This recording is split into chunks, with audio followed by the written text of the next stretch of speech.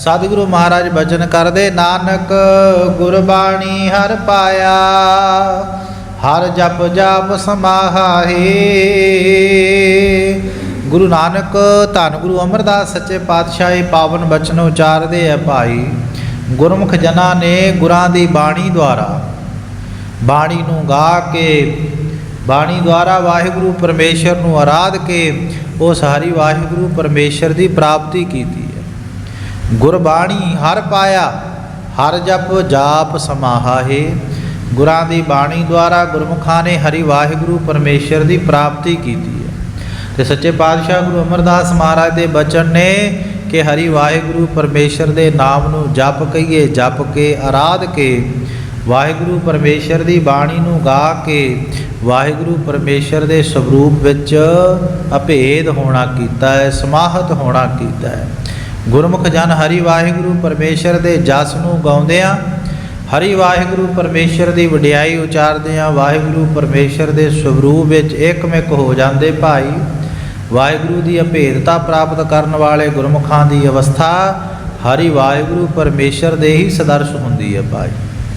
वो गुरमुख जन वाहिगुरु का ही रूप हो जाते हैं। कलगीधर महाराज जी के बचन ने, हर हर जन दुई एक है, बिव विचार कछ नाहे, जल ते उपज तरंग जो जल ही विखै समाहे। जो जीव जिस की भी आराधना करता है भाई, वो उहदा ही रूप हो जाता है। जो जीव जिसनों आराधदा है, जिस की उपासना करता है, जिसनों भी अपना इष्ट मनता है, वो उहदा ही रूप हो जाता है।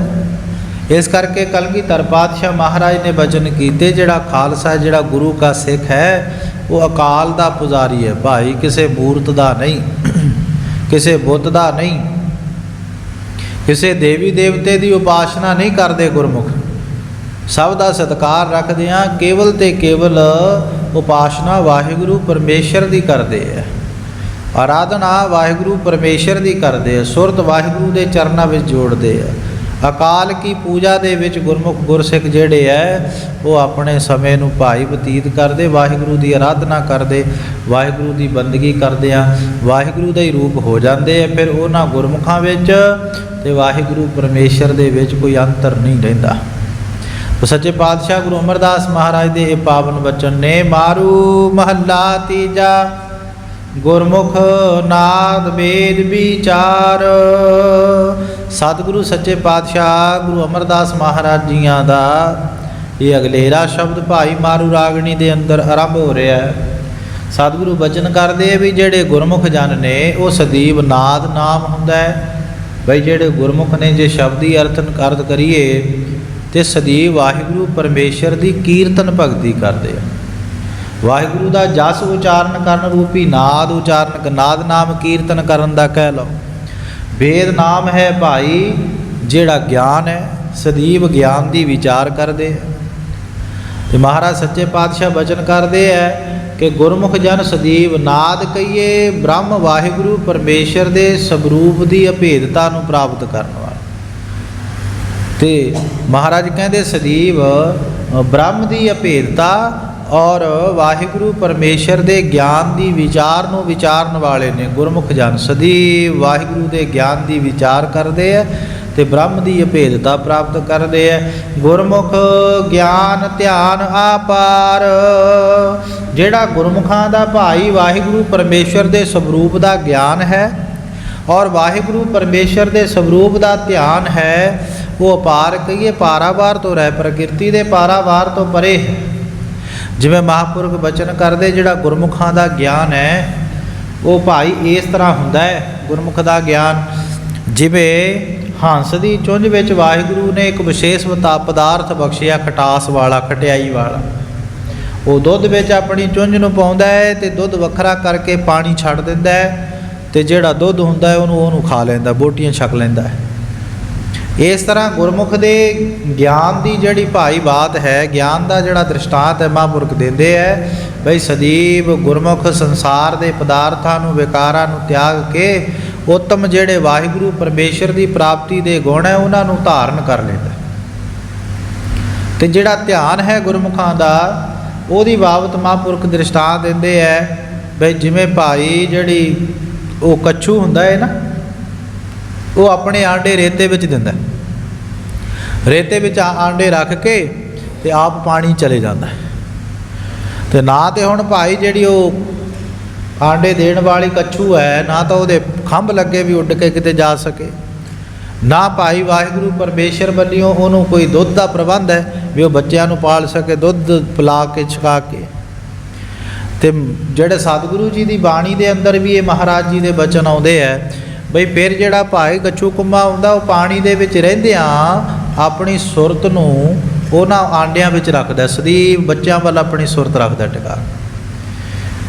तो महाराज जी की बाणी का और गुरमुख विद्वानां का यह मनना भी उहदी सुरत द्वारा ही उहदे बच्चों का जन्म हुंदा है। वो सदैव उन्हां च सुरत रख ध्यान रखदा है, ये ध्यान की बात है। तो सदैव जिहड़े गुरमुख है ना भाई वो अपना ध्यान वाहिगुरू परमेश्वर के चरणों च टिका के रखते।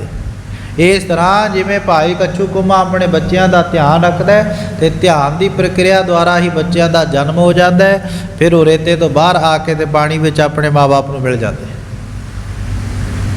इस तरह गुरमुख जन जिहड़े है वो अपने ध्यान को केवल तो केवल वाहिगुरू परमेश्वर के चरणों में टिका के रखते, जिस करके वाहिगुरू परमेश्वर के स्वरूप की अभेदता गुरमुखां नूं प्राप्त होंदी है।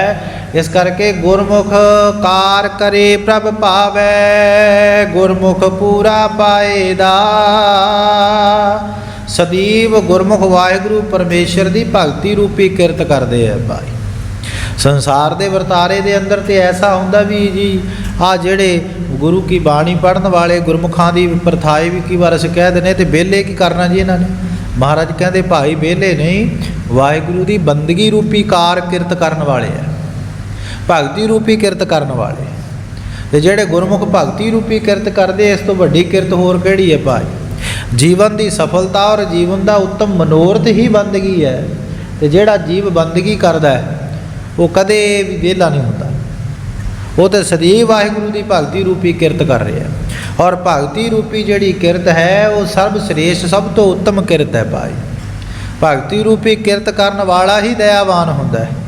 भगती रूपी किरत करन वाले नूं ही पता लगदा भी संसार की है, संसार के जीवां दे विच गुरमुखां दा विचरण की हुंदा है।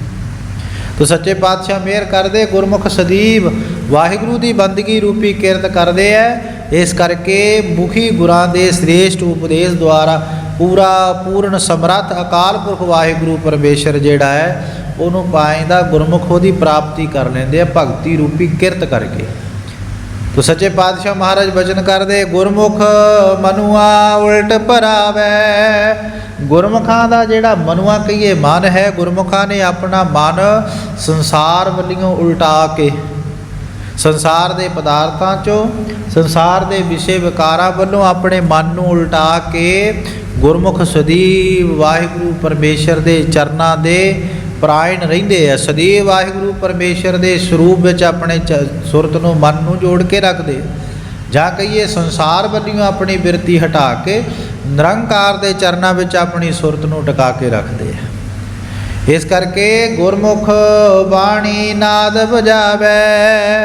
गुरमुखां दी ये किरत है भाई कि गुरु की गुरबाणी का कीर्तन करन रूपी नाद बजाउंदे। जिहड़ा गुरु की बाणी नूं गाउणा, गुरु की बाणी का गायन करना, ये गुरमुखां दा नाद बजाउणा है भाई सदैव। जां कहिए जो वाहिगुरू परमेश्वर जो ब्रह्म है, जो ब्रह्म की प्राप्ति रूपी नाद बजाउंदे है गुरमुख जन सदैव। वाहिगुरू गुरु की गुरबाणी गौण रूपी ते ब्रह्म की अभेदता प्राप्त कर रूपी गुरमुखां दा नाद बजाउणा है। ते गुरमुख सच रत्ते बैरागी निज घर वासा पाएदा। सतगुरु दया करदे ने महाराज सच्चे पातशाह जी बचन करदे भाई जिहड़े गुरमुख जन हन वो सदैव सच स्वरूप जो हरि वाहिगुरू परमेश्वर दे प्रेम रंग विच चरनां दी प्रीत विच रंगे रहिंदे। गुरमुखां नूं सदैव वाहिगुरू परमेश्वर दे प्रेम दा रंग लग्या, गुरमुखां दा मन वाहिगुरू दे प्रेम रंग विच रंगिया हुंदा ते सदैव वैरागवान रहिंदे है, वैरागी हो जाते भाई। वैराग दा अर्थ ये नहीं हुंदा बई संसारी तौर पर किसी वस्तु का त्याग कर देना तो वैराग है। वैराग तो गुरमुखां दे अंदर सुते सिद्ध प्रगट होंदा है। वैराग एक अवस्था है जिस अवस्था विच जाके केवल ते केवल वाहिगुरू परमेश्वर के स्वरूप की प्राप्ति की इच्छा रहिंदी है, केवल होर किसी वस्तु की इच्छा नहीं रहिंदी। एक तो हुंदा भी किसी वस्तु को छड्ड देना, किसी वस्तु का ख्याल मन चों कढ़ देना, ना ध्यान रखना, तो कदी ना कदी तो भाई मन में उहदा मोह जाग ही पैंदा ना।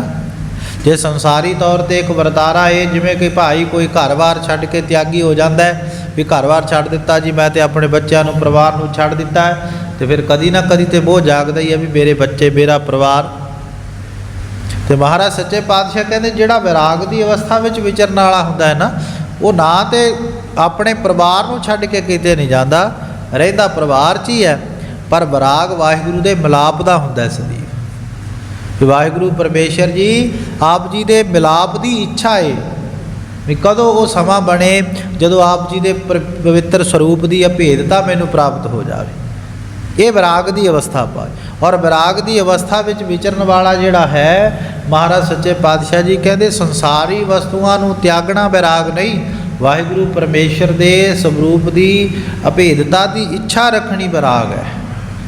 तो विरागवान पुरुष को भाई जेडे गुरमुख जो जन होंगे, जिन्होंने विराग की अवस्था जिहड़ी है प्राप्त होती, जेडे विराग में विचरते हैं, उन्होंने तो महाराज कहते आशकारा नव निशानी है पिछर विद्वाना ने वह जिक्र किया। 9 लक्षण होंगे, वो 9 निशानियां होंदियां जिहदे अंदर विराग जेडे असल प्रीतवान होण वाहिगुरू के चरणों के।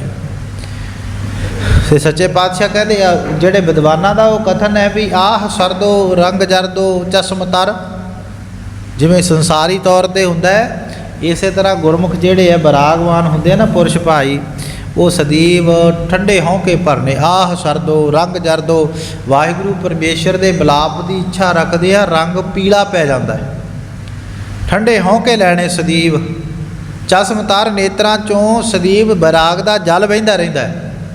विरागवान पुरुषों की ये अवस्था ये 9 लक्षण विद्वाना ने कथन किए भाई। जिहड़ा विरागवान वाहिगुरू के स्वरूप की अभेदता की इच्छा रखने वाला होवे, तो विरागी वो नहीं हुंदा जिहड़ा संसार की किसी वस्तु की इच्छा रख के कहे जी मैनू प्राप्त नहीं हुई तो मैं किसी तरीके प्राप्त करा, जो मर्जी हो जाए। विरागी पुरुष केवल तो केवल वाहिगुरू परमेश्वर के स्वरूप की प्राप्ति की इच्छा रखते रहो। विचार महाराज बचन करते हैं भी भाई जेडे गुरमुख जन ने वो सदैव विराग की अवस्था में विचरण वाले और सच स्वरूप हरि वाहिगुरू परमेश्वर के प्रेम रंग में मन उन्हों का रंगिया रहिंदा है। तो निज घर वासा पाएंदा उन्हों का मन इधर उधर बाहर नहीं भटकता, बाहरलियां वस्तुओं वाल मन प्रेरित नहीं हुंदा। मन जिहड़ा है वो बाहर दियां वस्तुओं की खिच नहीं रखता, तो सदैव जिहड़ा निज घर वासा पाएंदा मन भटकदा नहीं, भरमदा नहीं गुरमुखां दा, जिन्हां दे मन अंदर वाहिगुरू दा प्रेम रंग लगा हुंदा, जिन्हां दे मन नूं ते सच्चे पातशाह कहते गुरमुख जन अपने हिरदे रूपी घर दे विच टिका पा लैंदे। मन हिरदे रूपी घर विच टिक जाता है, क्योंकि हिरदे रूपी घर दे विचों ही वो वस्तु जिहड़ी वस्तु नूं जीव बाहरों ढोलदा है, बाहरों भालदा है, वो तो भाई घर दे विच ही है वस्तु। जो पिछला शब्द गुरु अमरदास महाराज जियां दा पावन शब्द असीं विचार रहे सां, तो सतगुरु सच्चे पातशाह ने बचन कीते है भी घर दे विच वस्तु पई होवे ते जिहड़ा मनमुख जीव है वह बाहरों भालदा फिरदा है, वो बाहरों ढूंढदा, वस्तु घर विच ही है। सब कुछ घर में बाहर नाहे, बाहर टोलै सो भरम भुलाहे। सच्चे पातशाह कहते सारा कुछ तो भाई अपने मन अंदर है, अपने हिरदे रूपी घर दे अंदर है।